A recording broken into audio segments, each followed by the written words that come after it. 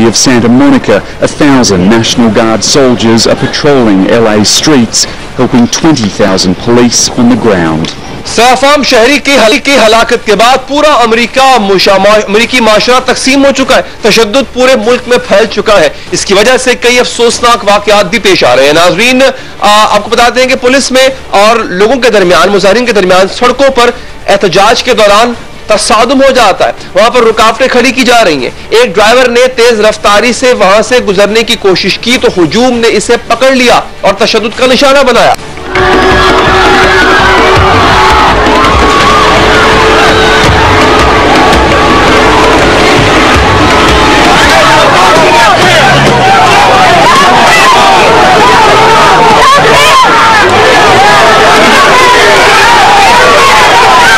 ऐसा कोई एक वाकया नहीं, कई जगहों से ऐसी इत्तलात मौसूल हुई है कि मुजाहिरीन ने सड़क ब्लॉक कर रखी थी, किसी गाड़ी ने वहां से गुजरने की कोशिश की तो मामला लड़ाई की शक्ल इख्तियार कर गया। पूरे अमेरिका में फिर पुरतशद्दुद टकराव का चलन राइज हो चुका है।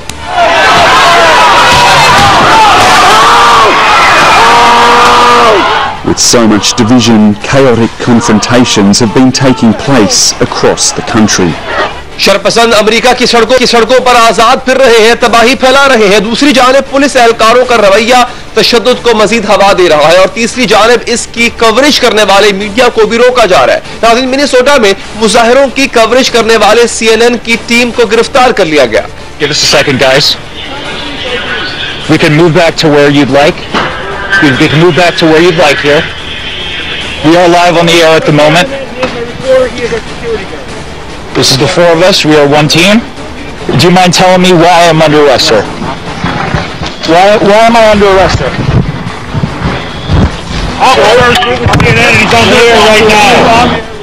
अमेरिका में मुजाहिरीन पर काबू पाने के लिए जो पुलिस एहलकार तैनात किए गए हैं, इनकी जानिब से शहरियों के खिलाफ गैर मुतनासिब कुव्वत इस्तेमाल करने की खबरें आ रही हैं। ऐसे वाकयात भी पेश आ रहे हैं जहां पुलिस एहलकार सैफाम अफराद को हरासा करते देखे जा सकते हैं। In Atlanta, 2 officers have been fired for using excessive force, arresting 2 young African Americans. Body cam footage shows the woman screaming for help.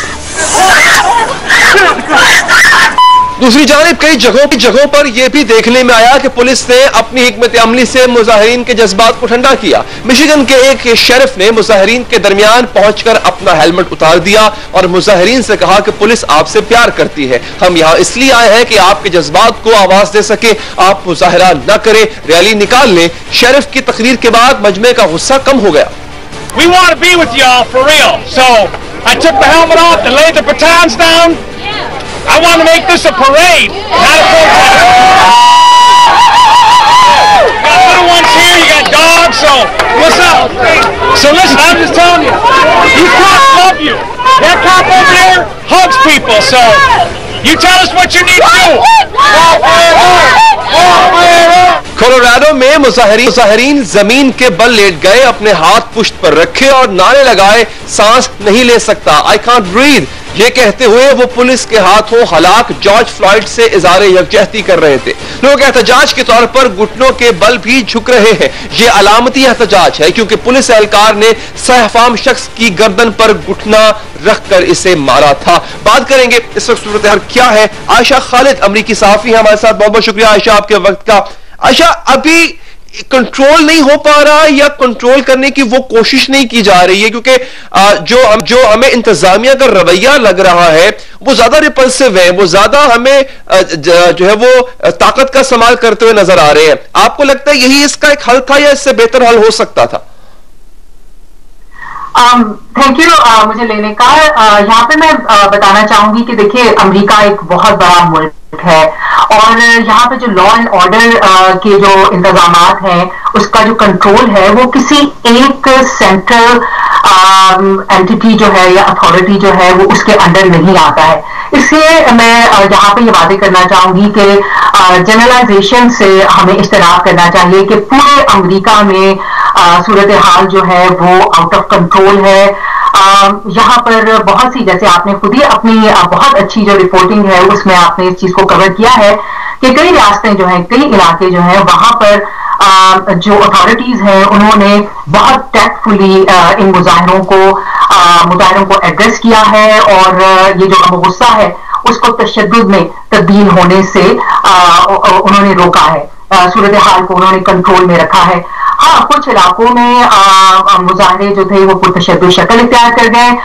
यहाँ पे मैं ये वाज़ेह करना चाहूंगी कि बहुत से शहरों में जब ये मुजाहिरे शुरू हुए, वो मुजाहिरे भी जो कि बाद में पुरतशद्दुद शक्ल इख्तियार कर गए, ये मुजाहिरे जो थे ये शुरू पुरअमन हुए, लेकिन बाद में इन्होंने पुरतशद्दुद शक्ल इख्तियार कर ली, जलाओ घेराव हुआ, चाहे निजी अमलाक थी चाहे सरकारी अमलाक थी, उनको जलाया गया, उनको नुकसान पहुंचाया गया।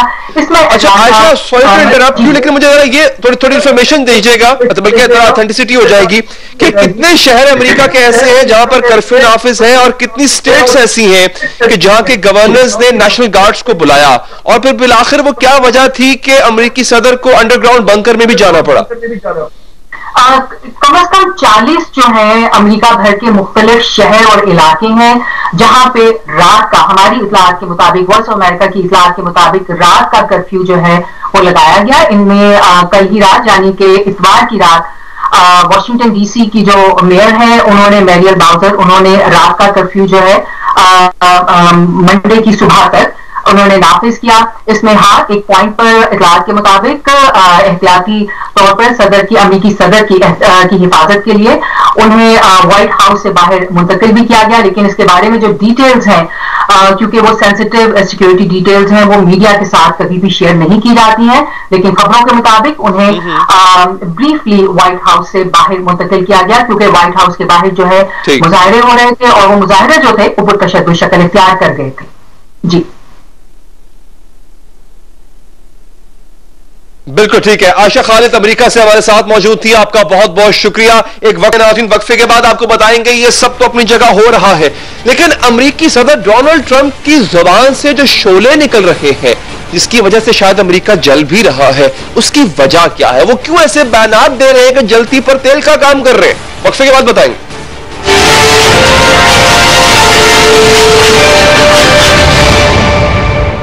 चाहे आप हो कहीं भी, अपने बैंक के डिजिटल चैनल्स यानी मोबाइल बैंकिंग, इंटरनेट बैंकिंग और एटीएम जैसे मुफ्त और महफूज जरिए से पूरा इख्तियार पाएं। एक क्लिक से अपने चाहने वालों को पाकिस्तान बासानी रकम भिजवाएं, जिसे वो तारुफ बैंकों के जरिए फौरी हासिल कर सकते हैं, और मोबाइल वॉलेट पर रकम हासिल करने पर मिले हर $100 पर $200 का फ्री एयरटाइम। जब मुल्क से है प्यार, हुंडी हवाला से करें इनकार। पाकिस्तान का फेवरेट ब्रू बैंड, मजेदार और ग़िज़ाइयत भरा, बच्चों को बनाए strong and healthy. Bru band रोजाना रोज बढ़ते जाना। पंचर की झंझट से जान छुड़ाओ, crown puncture free tyre and tube लगाओ और जहां चाहे सुकून से जाओ। अब घबराना नहीं है, क्योंकि क्राउन टायर पंचर नहीं होता। DHA पेशावर में कमर्शियल प्लॉट्स हासिल करने के लिए राब्ता कीजिए मेन ऑफिस या विजिट करें हमारी वेबसाइट। बदलते वक्त का नया शहर DHA पेशावर। अब इनका नाश्ता है डिलाइट, कम वक्त में भरपूर ग़िज़ाइयत। अब मंडे हो या संडे, ये रहे all day active. KNN's delight. रंग सारे सारे सारे आंखों की जमीन पे हैं खिले, संग तारे तारे तारे सौंधी सौंधी राहों पे मिले, एक नया किसी भी नेटवर्क से ज्यादा 4G टावर्स के साथ पाकिस्तानी कौम का नंबर 1 नेटवर्क अब है सिर्फ Zone 4G। हमने चोरी और करप्शन के बेशुमार किस्से सुने होंगे, तो आज एक किस्सा और सही। ये किस्सा है 44 अरब का, एक डाका जो हमारे हक पर हर साल डाला जाता है। ये डाका है इलीगल सिगरेट ट्रेड का। अब पाकिस्तानी आवाम चुपचाप तमाशा नहीं देखेगी और सवाल पूछेगी। पूछो 44 अरब का सवाल।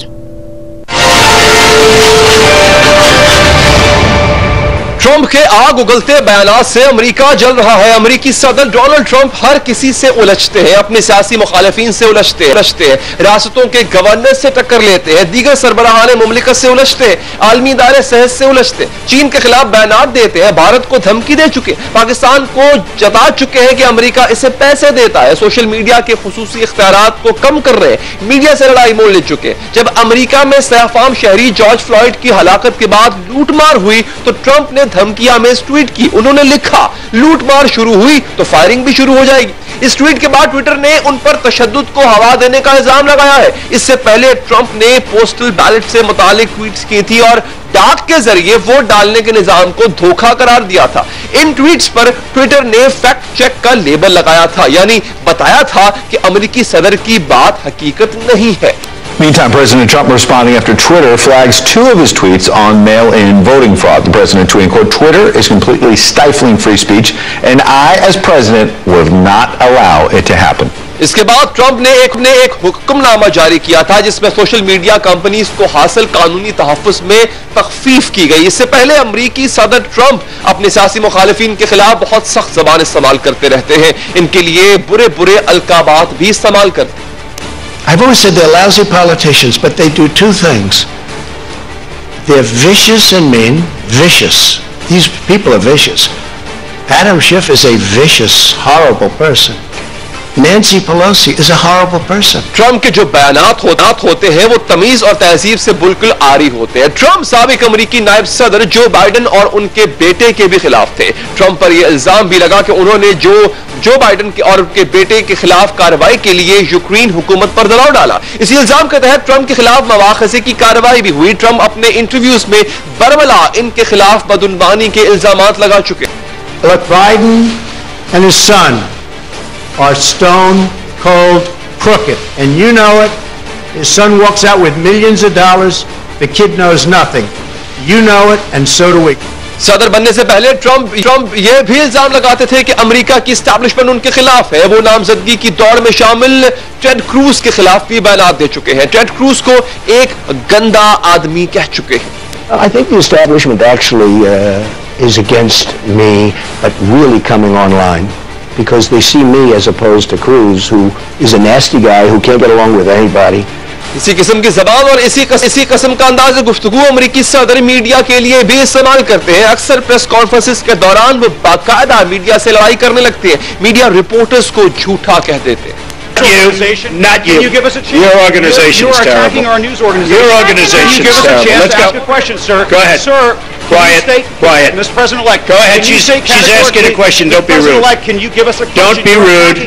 Can you give us a question? Don't be rude. No, I'm not going to give you a question. I'm not going to give you a question. Can you stay categorical? You are fake news. Sir, go ahead. Can you stay categorical? I'll tell you what, CNN should be ashamed of itself having you working for them. You are a rude, terrible person. You shouldn't be working.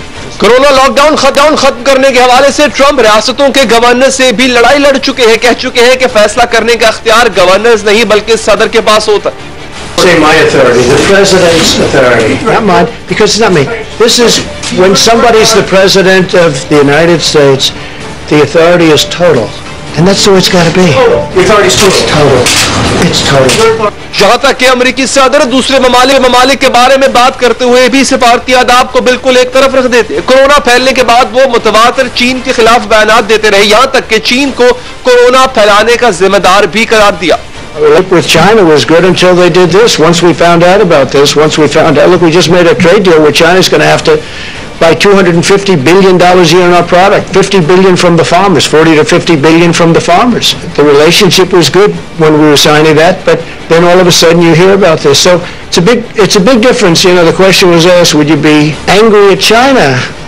Well, the answer might very well be a very resounding yes. जहाँ तक कि अमेरिकी सदर ने आलमी इदारे सेहत से भी अलहदगी इख्तियार कर ली है, इससे तमाम ताल्लुकात खत्म करने का ऐलान कर दिया। इल्जाम लगाया है कि आलमी इदारे सेहत चीन के बहुत करीब है और चीन का WHO पर मुकम्मल कंट्रोल है। इससे पहले उन्होंने आलमी इदारे सेहत की फंडिंग पर भी सवाल उठाया था।